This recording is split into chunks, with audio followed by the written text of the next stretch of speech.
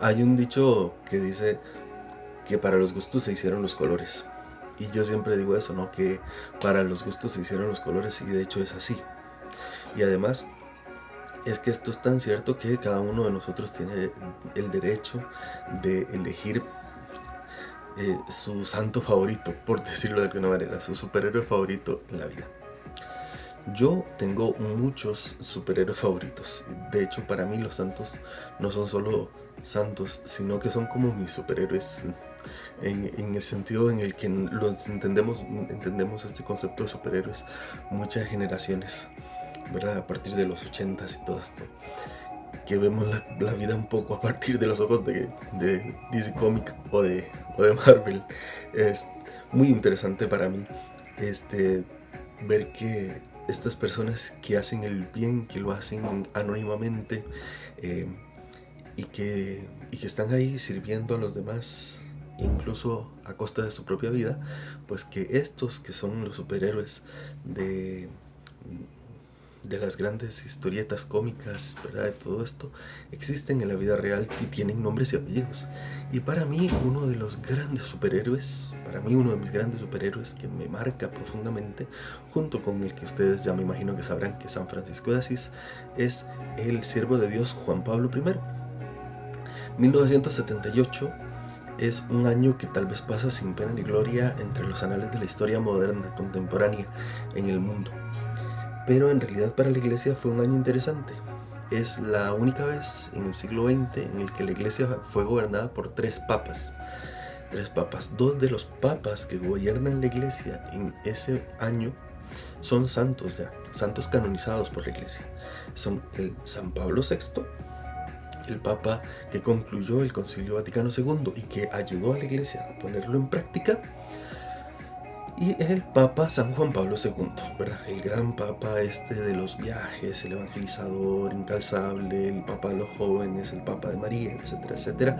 El papa que marcó la iglesia a partir de la década de los 80s y le puso su impronta y la introdujo en el segundo milenio, etcétera. Este papa que vimos pasar de un papa atlético y joven a un papa cada vez más deteriorado por el Parkinson y las enfermedades, hasta ver su entrega en el 2005, la entrega de su vida de una manera santa en el domingo de Pascua, el segundo domingo de Pascua, el domingo de la Divina Misericordia del 2005. Y el papa de entremedio de Pablo VI y Juan Pablo II es el papa Juan Pablo I, que ese es mi superhéroe favorito de este día. Porque justamente el día de hoy, 28 de septiembre de 1978, concurre el aniversario de su muerte, que es lo que dentro de la iglesia llamaríamos el aniversario de su nacimiento al cielo. Del Papa Juan Pablo I se han dicho muchas cosas sobre su muerte. Se dijo que en realidad no había muerto, que lo habían matado, ¿verdad? Este es el Papa de las conspiraciones. Pero el Papa Juan Pablo I y el Papa Juan Pablo I lo recordarán, las personas que lo recuerden, porque muchas personas no lo recuerdan, lo recordarán porque es el Papa de la sonrisa, el Papa bueno, Papa simpático. Pero el Papa Juan Pablo I es un Papa realmente impactante. Yo tengo varios de sus escritos, y gracias a Dios los tengo, que es una cosa muy bonita. Uno de mis libros favoritos, que se lo recomiendo a todo corazón que lo lean, es Ilustrísimos Señores, que son cartas a personajes de la historia o personajes ficticios que él escribe para explicar conceptos teológicos para que la gente los comprenda. Es muy bonito, grandes enseñanzas escritas de manera catequética y sublime. ¿Por qué? Porque el Papa Juan Pablo I es un papa catequético, un papa que sabe hablarle a la gente y sabe poner conceptos altos en términos que todo el mundo podamos entender. Es bellísimo. Luego tengo este otro que yo siempre había querido en toda mi vida, que es Catequética Membrícole, que son principios catequéticos, son charlas catequéticas que él presentó, que es genial. Bueno, este está en italiano, pero modestia aparte, yo sé leer italiano, entonces él lo leo. Me encanta. Es un libro que le recomiendo. Además, está prologado por Jean-Louis Guiton, que era amigo de Pablo VI, de San Pablo VI, y un gran filósofo.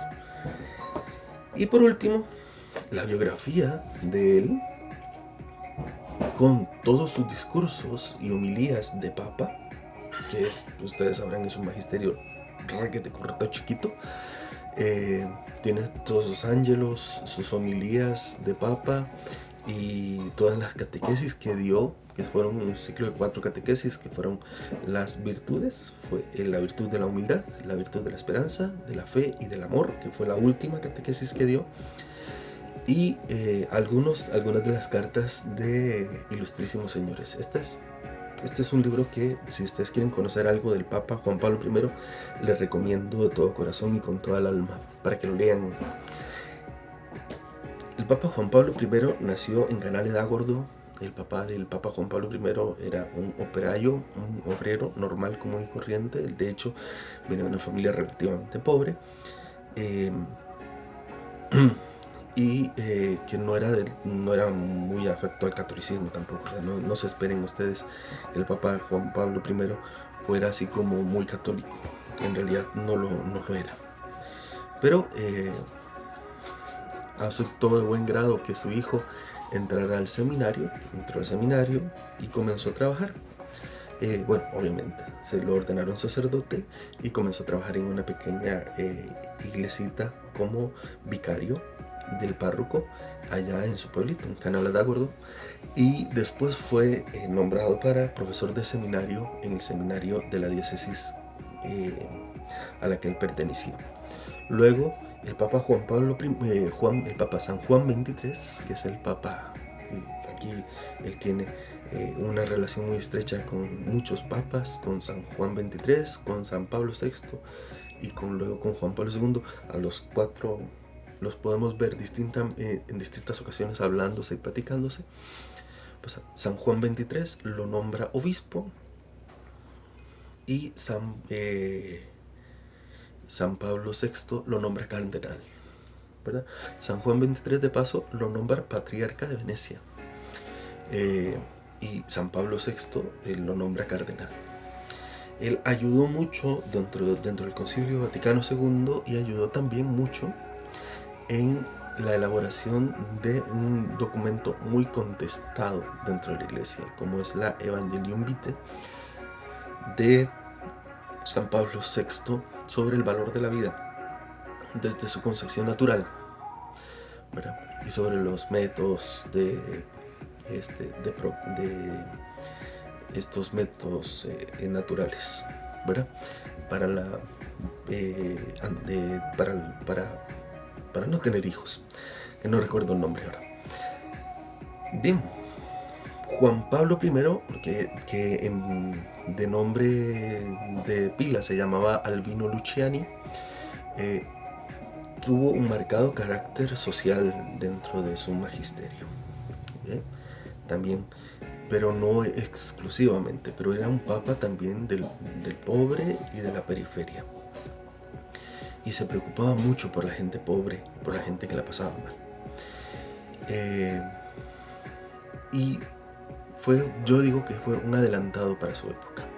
San Pablo VI rompe con muchas tradiciones dentro del Vaticano, pero Juan Pablo I hace un montón de cambios dentro del pontificado, y que es lo que le da, digamos, la estructura que nosotros luego vimos como ya debidamente diseñada, vista en Juan Pablo II, San Juan Pablo II, su sucesor, que toma el nombre de él, de Juan Pablo I, porque le tenía cariño, le tenía respeto, veneración, por eso se llama Juan Pablo I, Juan Pablo II. Juan Pablo II se llama así por Juan Pablo I. Pero Juan Pablo I tiene muchos paralelismos con Francisco, y esta es la última parte de este video que me parece que está siendo un poco largo.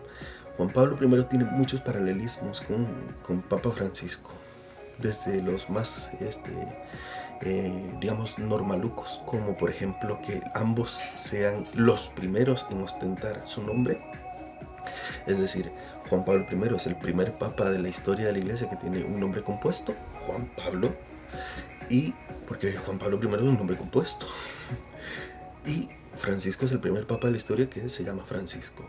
Son los primeros, ¿verdad? Pero luego Juan Pablo I y Francisco tienen un carácter muy parecido.